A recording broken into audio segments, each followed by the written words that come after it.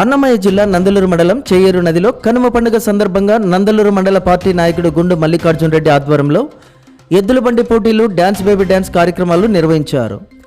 ఈ కార్యక్రమానికి ముఖ్య అతిథులుగా జిల్లా పరిషత్ చైర్మన్ ఆక్యపాటి అమర్నాథ్ రెడ్డి పోటీలను ప్రారంభించి అనంతరం గెలుపొందిన వారికి బహుమతులను అందజేశారు. ఈ కార్యక్రమంలో నందలూరు జెడ్పీటీసీ జేసీబీ సుబ్బారెడ్డి, నలదిమ్మాయిపల్లి సర్పంచ్ గీతాల నరసింహారెడ్డి, మార్కెట్ యార్డ్ మాజీ చైర్మన్ త్రినాథ్, సోమనాథ స్వామి ఆలయ మాజీ చైర్మన్ అరిగెల సౌమిత్రి, నందలూరు ఉప సర్పంచ్ ఇబ్బు,